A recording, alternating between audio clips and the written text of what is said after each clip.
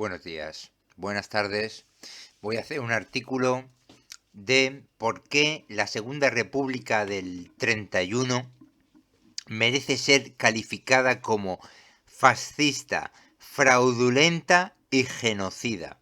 Y lo voy a demostrar con una serie de hechos que pasaron.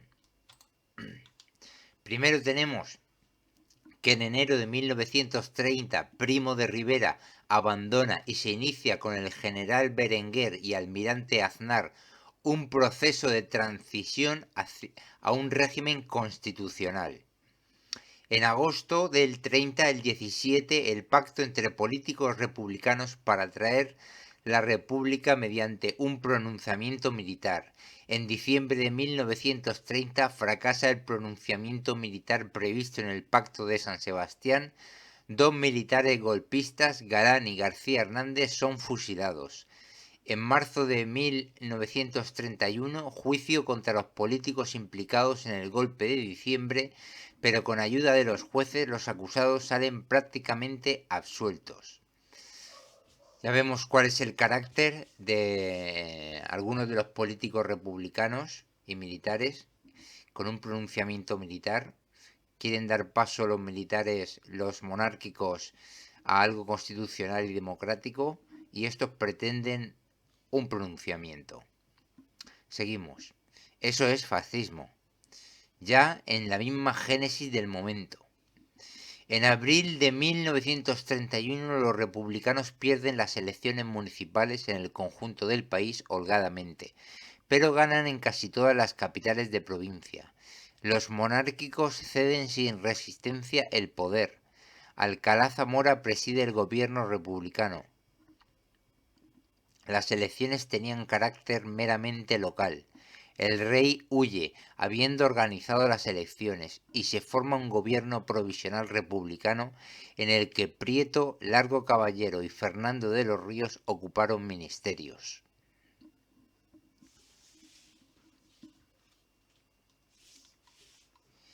El 11 y 12 de mayo de 1931 ardían un centenar de iglesias con libros y obras de arte y eran asaltados locales y periódicos conservadores. El gobierno con su pasividad alentó la quema. Eso el 11 y 12 de mayo del 31.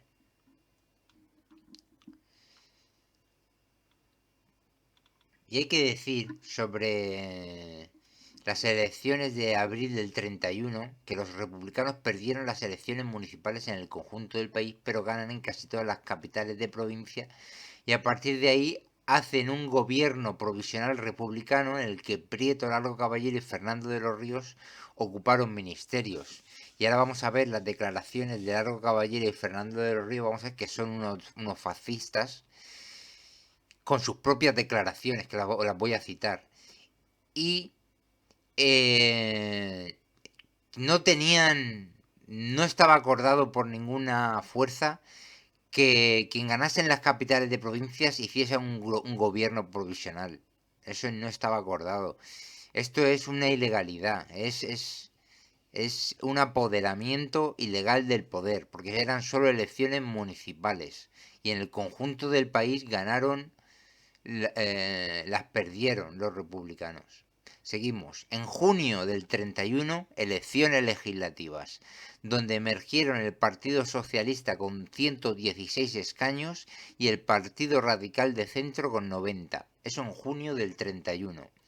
En octubre del 31 se aprueba el artículo 26 de la Constitución que disolvía a los jesuitas y privaba a la Iglesia del derecho de enseñar y prácticamente del de ganarse la vida, pues también les vedaba cualquier actividad económica. Alcalá Zamora dimitió en protesta por los artículos antirreligiosos de la Constitución, la cual, a su juicio, invita a la guerra civil. Azaña, jefe del gabinete de gobierno. El 9 de diciembre se aprueba la Constitución y después nombraron a Alcalá Zamora presidente de la República. Vemos aquí otro de los hechos por los que calificamos de fascista a la República, que es quitarle el pan a los religiosos. No tienen ningún derecho, es arbitrario, no es justo que la Iglesia no pueda financiarse con actividades económicas, entre ellas enseñar, que lo venían haciendo durante siglos, y eso es parte de la sociedad española durante siglos. Es una injusticia quitarle esa rama de la sociedad. Es una injusticia que la Iglesia no pueda tener actividades económicas para financiarse. Eso es fascismo. Y porque lo voten o quien lo haya, porque lo vote eso no significa que sea justo o legal. No tienen derecho ellos a votar eso. Seguimos. Después de aprobarse la Constitución se formó el gobierno estable. Azaña, que solo tenía 26 votos en su partido, pactó con los socialistas dándoles 3 ministerios. Cuando se pensó en nuevas elecciones para hacer un congreso acorde a la nueva Constitución, Largo Caballero se negó, amenazando con la guerra civil. Y esto también es un fraude por parte de la República, y es que diseñan una Constitución quien ha salido de unas elecciones, una Constitución que tiene unas normas, y quien la vota pone esa Constitución. Y eso debería preguntarle al pueblo español si quiere esa Constitución, si le parece bien esas normas antirreligiosas, etcétera. Eso es una falta de atención, es un fraude, es una injusticia.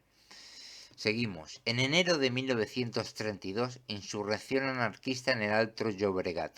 Azaña da órdenes de aplastarla. En sus diarios consigna que ordena fusilar sobre la marcha. A mediados de 1932, Fernando de los Ríos, exministro de Justicia y ahora de Instrucción Pública, decía Azaña a mediados de 1932, Fernando de los Ríos: siempre he creído que la República tendrá que pasar por una etapa de dictadura y que el concepto de libertad, sobre todo aplicado a la prensa, lo tiene sometido a revisión. Esto es claramente una declaración fascista, una etapa de dictadura que necesita la República, y lo van a aplicar, sobre todo aplicado a la prensa, que el concepto de libertad lo tiene sometido a revisión. Está clarísimo que esto es fascismo. Luego tenemos, según el fiscal general de la República en 1934, los delitos contra la propiedad y la vida se duplicaron entre 1930 y 31. Los procesos por explosivos se habían multiplicado con respecto a 1928 por 10 en 1931, por 24 en el 32 y por más de 60 en el 33. Según la Federación Patronal Madrileña, en los 6 primeros meses de 1933, los atentados y luchas políticas habían provocado 102 muertos y 140 heridos. Se perdieron ese año 14,5 millones de jornadas por huelgas, en comparación de 3,6 millones del año anterior. 10 de agosto del 32. Golpe de Sanjurjo fácilmente desbaratado. Azaña castigó a las derechas no implicadas en el golpe.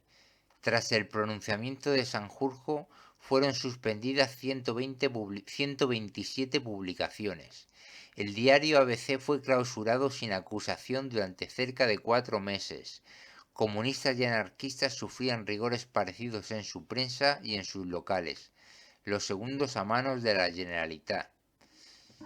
Vemos de nuevo la demostración de las declaraciones del ministro de Instrucción Pública, Fernando de los Ríos, en el que el concepto de libertad aplicado a la prensa lo tiene sometido a revisión. Nada menos que 127 publicaciones suspendidas a partir del golpe de 10 de agosto del 32 de Sanjurjo. El diario ABC sin acusación ninguna durante 4 meses. 127 publicaciones. En octubre del 32 se aprobaron en las Cortes la impopular Ley de Defensa de la República, que facultaba al gobierno para apuntalar el orden público con discrecionalidad excesiva. Fueron tiempos de frecuente restricción de los derechos públicos, de censura y cierre de periódicos y locales políticos. La separación de la Iglesia y el Estado se acompañaba de medidas antirreligiosas, poco democráticas, que crispaban la opinión católica. Enero del 33, segunda insurrección anarquista, reprimida con brutalidad, matanza de campesinos de Casas Viejas por la Guardia de Asalto. En marzo del 33 surgía la CEDA. En abril del 33 hubo elecciones municipales parciales, en un ambiente crispado. El gobernador de Asturias estorbó los actos derechistas y en Reynosa fue incendiado un hotel y hostigados a tiros varios de sus huéspedes monárquicos, muriendo uno de ellos. 8 repartidores de propaganda de derecha fueron heridos de arma blanca en Valladolid.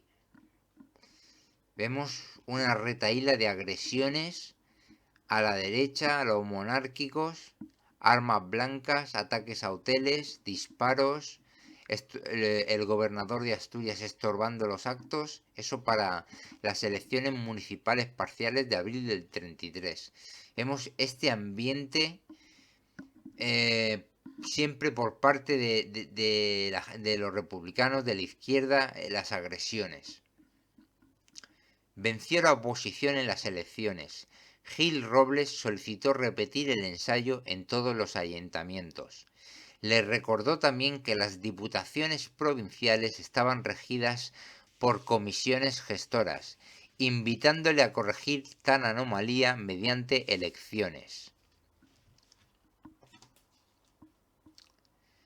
El gobierno lo esquivó.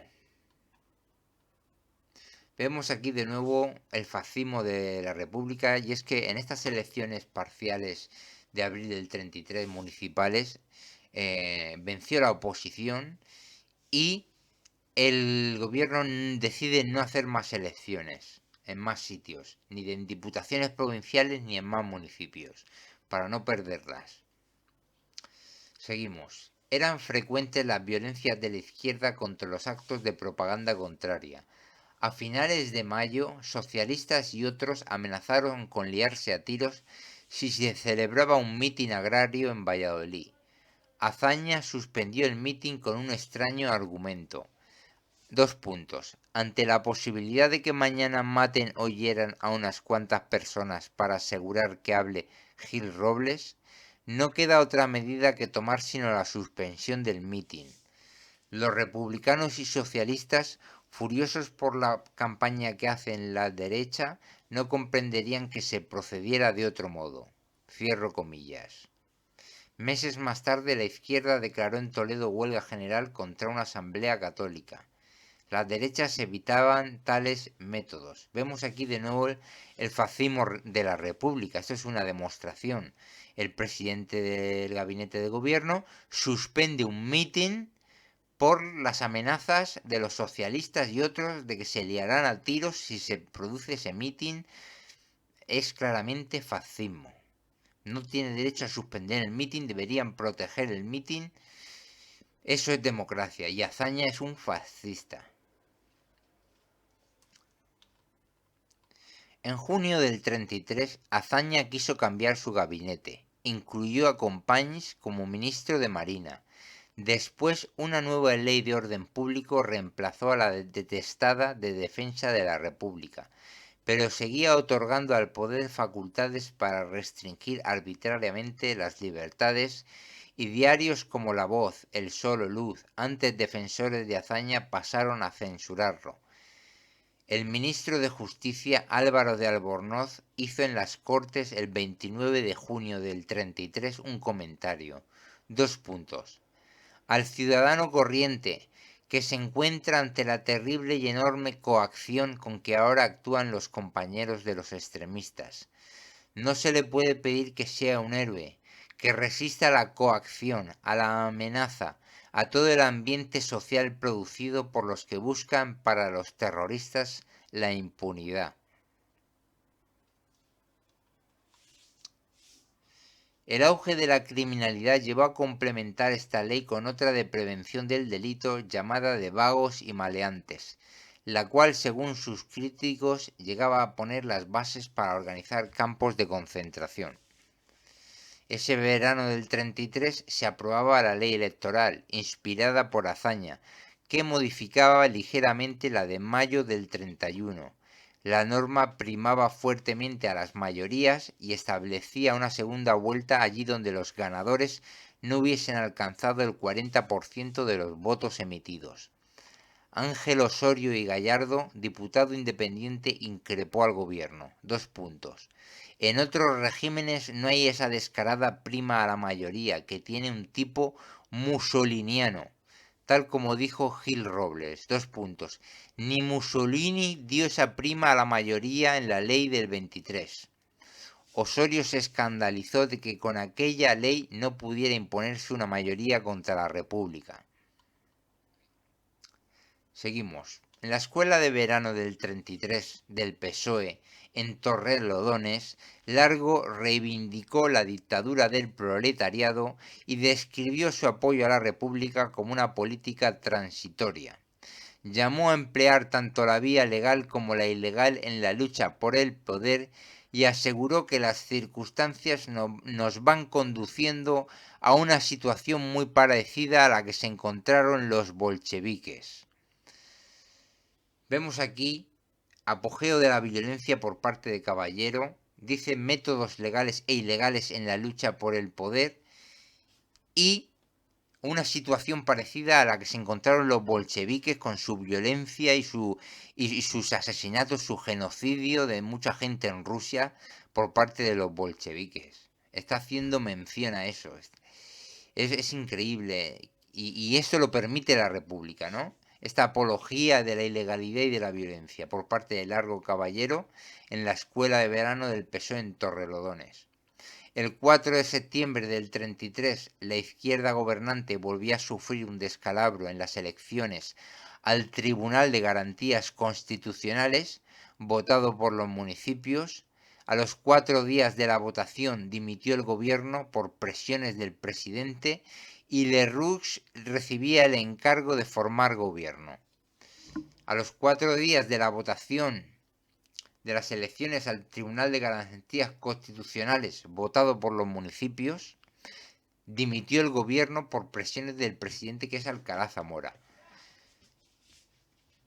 Hay que decir algo del Tribunal de Garantías Constitucionales que más adelante, cuando será suspendido. Después de las elecciones fraudulentas de febrero, será suspendido y no podrá actuar injustamente, será suspendido arbitrariamente, faltando a la Constitución. El 19 de septiembre del 33, el Comité Nacional del PSOE debatió la propuesta de que en caso de que se llegara a otorgar el decreto de disolución, se vaya decididamente a apoderarse del poder. De nuevo, el 19 de septiembre del 33, violencia para apoderarse del poder en el Comité Nacional del PSOE. Por eso el PSOE debería estar prohibido, porque su historia es fascista, como lo estoy demostrando ahora. Largo Caballero, emplear la vía ilegal para el poder. Circunstancias de los bolcheviques, las que hay en España. Se vaya decididamente a apoderarse del poder por la fuerza, el 19 de septiembre del 33. Octubre, gobierno de Martínez Barrios encargado de preparar elecciones, octubre del 33. Largo Caballero en su correspondencia secreta escribía, comillas, el Partido Socialista y la clase obrera tienen que prepararse seriamente para la lucha. El socialismo ha de acudir a la violencia máxima para desplazar al capitalismo. Cierro comillas. De nuevo, fascismo, apogeo de la violencia. Violencia máxima para desplazar al capitalismo.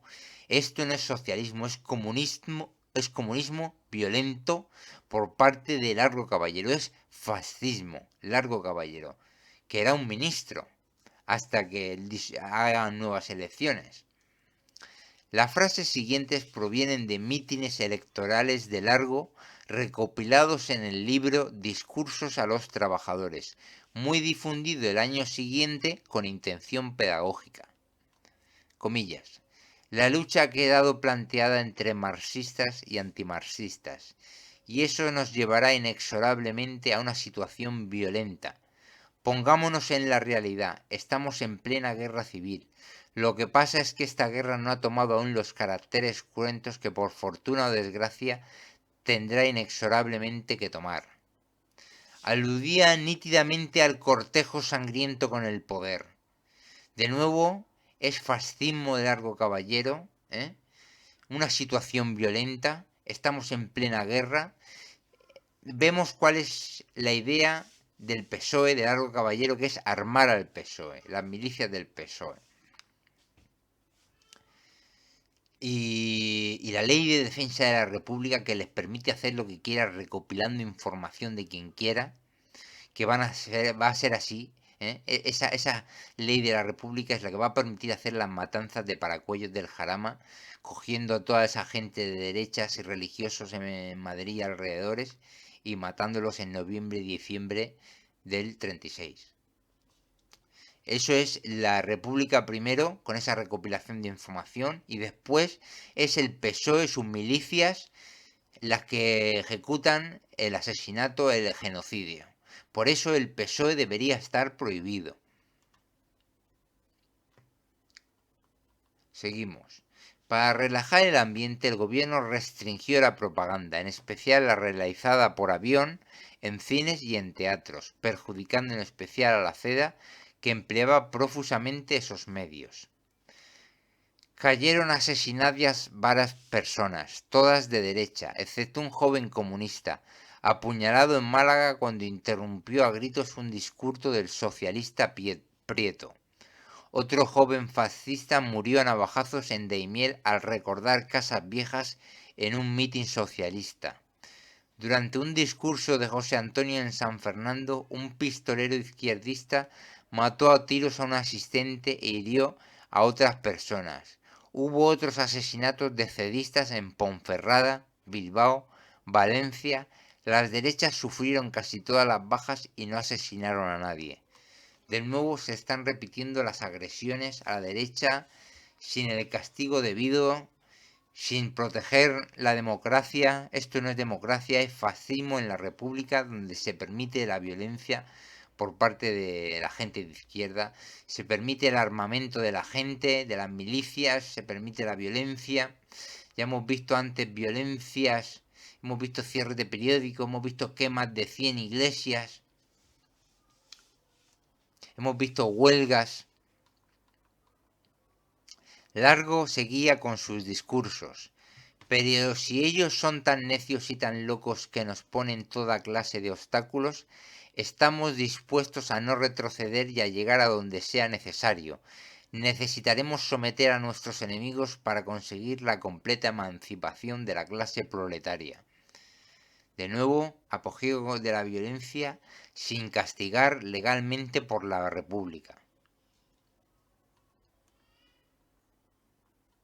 El 19 de noviembre del 33, las urnas confirmaron la tendencia de las municipales de abril y las del Tribunal de Garantías. La izquierda sufrió un descalabro. La derecha y el centro juntos rebasaban ampliamente los 5 millones, frente a unos 3 millones de las izquierdas reunidas. La extrema derecha, monárquicos y fascistas recogían 770.000 y los grupos comunistas 190.000 de los 8,7 millones de votantes, y con primera vez sufragio femenino. El PSOE bajaba a 60 escaños desde los 113 ganados en 1931, y entre todas las izquierdas republicanas solo alcanzaban a 38 desde los anteriores 130 o 140. El partido de Azaña descendía de 26 a 6, de 26 a 6, y con 6 después a Azaña se le dará el gobierno provisional para terminar las elecciones de febrero del 36 con el que se produce el fraude. En cambio, en esas elecciones de noviembre del 33, la CEDA obtenía 115 diputados ganando las elecciones. El Partido Radical subía de 90 a 114 escaños. En Cataluña la Esquerra retrocedió de 36 a 20, a 20, mientras la Liga Catalana derechista avanzaba de 2 a 26. Se produjo otra oleada de incendios de iglesias apenas instaurado el régimen. En vez de reprimir a los incendiarios, el gobierno suspendió el diario católico El Debate y pensó en expulsar a los jesuitas, meses antes de hacerlo por ley. Forzó la mano en medidas represivas contra la derecha, como la anulación de elecciones municipales. Según Maura, entonces ministro de Gobernación, Azaña paralizó la intervención policial con el singular comentario de que todos los conventos de Madrid no valen la vida de un republicano. Alcalá Zamora, chiquillos que juegan a la revolución y todo se calmará enseguida. De nuevo vemos el fascismo de la República, el fraude de la República, la falta de justicia, otra oleada de incendios, y el gobierno suspende el diario El Debate injustamente, arbitrariamente, expulsa a los jesuitas, anula elecciones municipales, Azaña paraliza la intervención policial para que quemen los conventos, Alcalá Zamora, el presidente de la República, le quita importancia diciendo que son chiquillos que juegan a la revolución, y el socialista Prieto decía: la situación es gravísima. Si se intenta entregar el poder a la reacción, el pueblo se verá obligado a levantarse revolucionariamente. Revolucionariamente, de nuevo, apología a la revolución violenta por parte de Prieto, que era otro de los ministros. Recordemos, ministros de la República eran Prieto, Largo Caballero y Fernando de los Ríos, los tres unos fascistas, como hemos visto. Por sus declaraciones, lo estoy demostrando. El 26 de noviembre del 33, el Comité Nacional del PSOE trató sobre una acción ofensiva en contra de los elementos de la derecha, si bien aguardando una provocación para justificar ante el país las razones de nuestra acción defensiva. Eso del Comité Nacional del PSOE. Una acción ofensiva, de nuevo. Cambó cuenta esto de Alcalá Zamora. Al producirse la primera crisis, Alcalá Zamora me indicó las personas que tenía citadas detrás de mí, y vi con sorpresa que Gil Robles, que debía haber sido llamado el primero o el segundo en la lista, no iba a ser llamado hasta después. Llamé la atención del presidente sobre la gravedad que implicaba esta omisión, que significaba nada menos que expulsar del régimen a un hombre sin el cual no se podía gobernar, y que no había hecho ninguna declaración de incompatibilidad con la República. Me dio las gracias un hombre que tenía derecho a tomar el poder. Se mostraba agradecido por el hecho de ser llamado entre un conjunto de hombres insignificantes sin fuerza parlamentaria. El diario El Humanitat de Cataluña escribía tras las elecciones: estar alerta, el arma al brazo y en pie de guerra. Tomen nota la Lliga, el obispo y su tropa siniestra y mediten bien el significado de nuestras palabras. No amenazamos, advertimos. Quien haya de entender, entienda. Es la hora de ser implacables, inflexibles, rígidos, sin perder la serenidad. Solo hay que escuchar una voz que resonará si hace falta en el momento preciso. De nuevo vemos en el diario El Humanitat de Cataluña apogeo a la violencia, permitido por la República constantemente.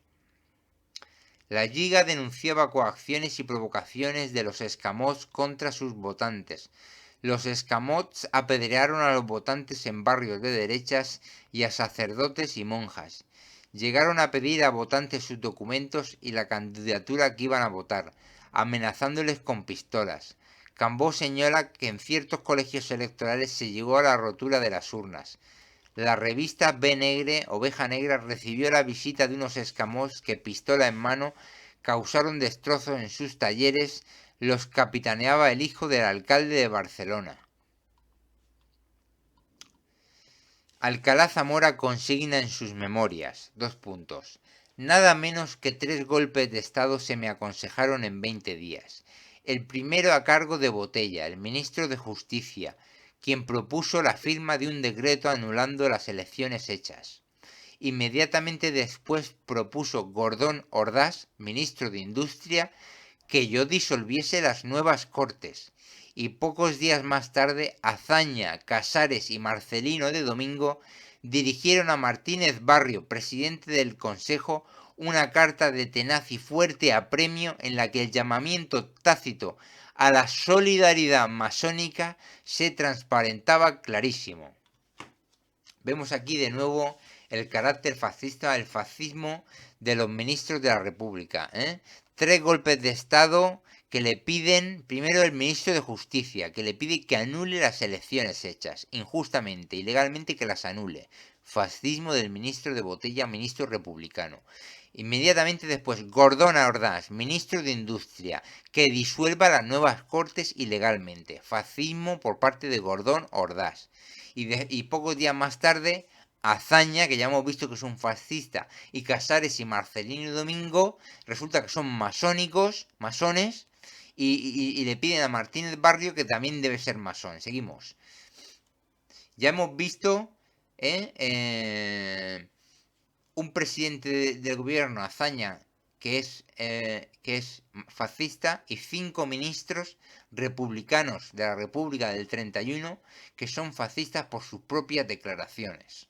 O no son consideradas fascismo cuando hay una elección democrática y pide que firme un decreto anulando las elecciones hechas. Eso es fascismo. Seguimos. Martínez Barrio era entonces uno de los máximos dirigentes de la masonería, a la que también pertenecían Azaña, Casares y Domingo. Decir de la masonería que ya sabemos en España, a lo largo de la historia, la masonería nos ha hecho perder Cuba y la guerra del 98, con Sagasta, el traidor de presidente, y Cervera, el traidor militar, que llevó la flota a Santiago de Cuba en vez de alejarla de allí y mantenerla lejos. Seguimos. Los anarcosindicalistas también saludaron las urnas a su manera. El 8 de diciembre, con la insurrección más formidable de realizadas hasta entonces, hubo alzamientos locales y atentados en numerosas provincias. Varios trenes fueron descarrilados, y uno de ellos, al caer de un puente dinamitado en Valencia, ocasionó entre 16 y 20 muertos. El total de víctimas ascendió a 89 por lo menos, y el gobierno que aún presidía Martínez Barrio tardó 4 días en dominar la revuelta. Fue la tercera insurrección anarquista desde el nacimiento de la República. Las anteriores habían causado 30 y 80 muertos respectivamente. La huelga general de Sevilla de 1931 causó 20 víctimas mortales y bastantes más otros incidentes y atentados. El 31 de diciembre del 33, Largo decía, sabíamos que la burguesía democrática traicionaba siempre al proletariado y que la república era exactamente lo mismo o peor que la monarquía en lo económico. Llamó una vez más a la conquista violenta del poder y al armamento general del pueblo, aunque lo último llenara de horror. Comillas. Hay que prepararse en todos los terrenos, en espera del momento psicológico que nosotros creamos oportuno para lanzarnos a la lucha. El discurso, no publicado en El Socialista, fue repartido a los militantes como material de formación política. Material de formación política del PSOE, armamento general del pueblo, conquista violenta del poder, aunque lo último llenara de horror. Están ya preparando con odio el genocidio. El PSOE decidió preparar ya la guerra civil revolucionaria y comenzó a desplazar al sector moderado y demócrata de Besteiro. En febrero de 1934 se constituyó el Comité Clandestino del PSOE, encargado de preparar la insurrección armada en todos los terrenos: milicias, infiltración en el ejército, alianzas, maniobras de desestabilización. En junio-septiembre del 34, maniobras desestabilizadoras, huelgas violentas, disturbios, desobediencia a la ley, amenazas de rebelión, sucesivas a cargo del PSOE, de los nacionalistas catalanes de izquierda apoyados por el PSOE, el PNV y los republicanos, y los nacionalistas vascos. Plan de golpe de estado de Azaña que fracasa al no apoyarlo el PSOE. El 4 de octubre, la derecha del 34, la derecha entra en el gobierno por primera vez con 3 ministros y comienza la insurrección socialista con apoyo moral de los republicanos de izquierda. El 6 de octubre se revela la Generalitat gobernada por la Esquerra.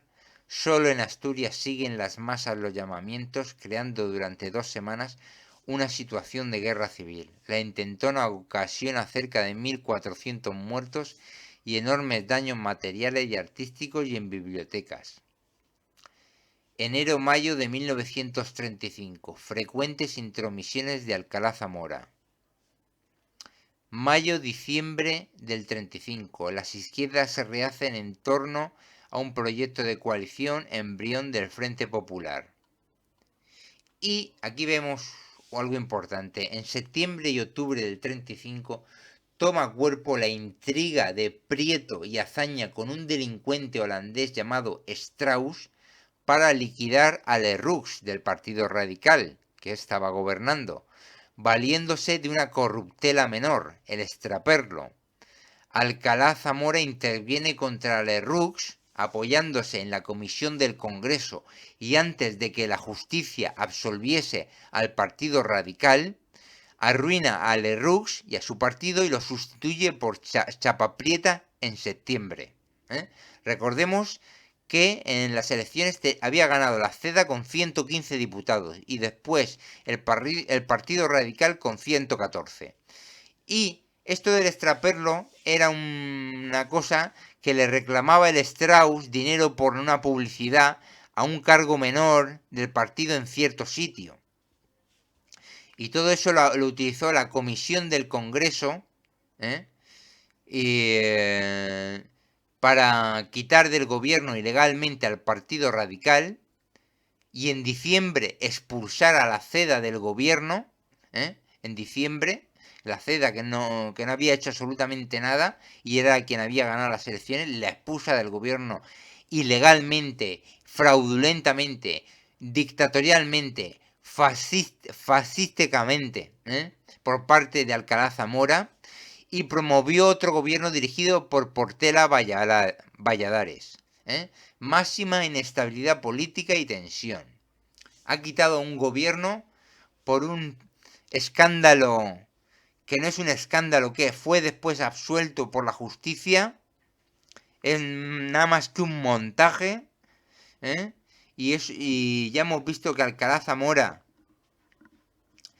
se hizo presidente de la República con esta constitución antirreligiosa y ahora cede y quita a este gobierno.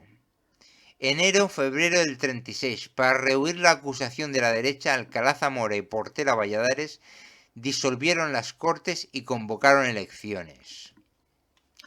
Bien, ahora voy a hablar de fraude y violencia en las elecciones del 36.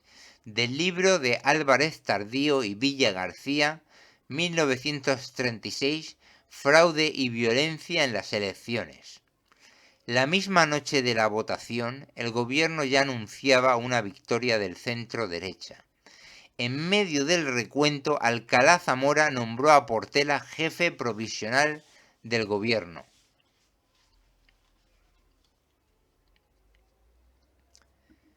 Que dimitió. Y luego Azaña. Nombró a Azaña jefe provisional del gobierno en medio del recuento.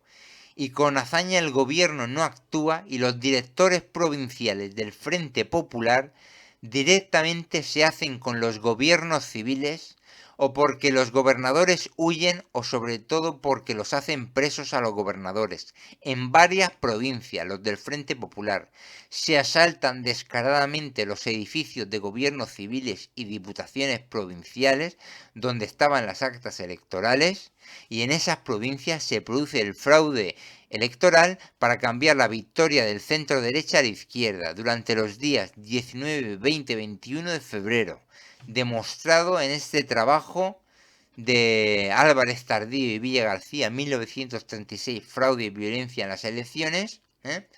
Un trabajo que debe abrir luz sobre algo que ya se sabía, porque por confesiones en las memorias de Alcalá Zamora publicadas cuando estaba en Suiza, admite el fraude.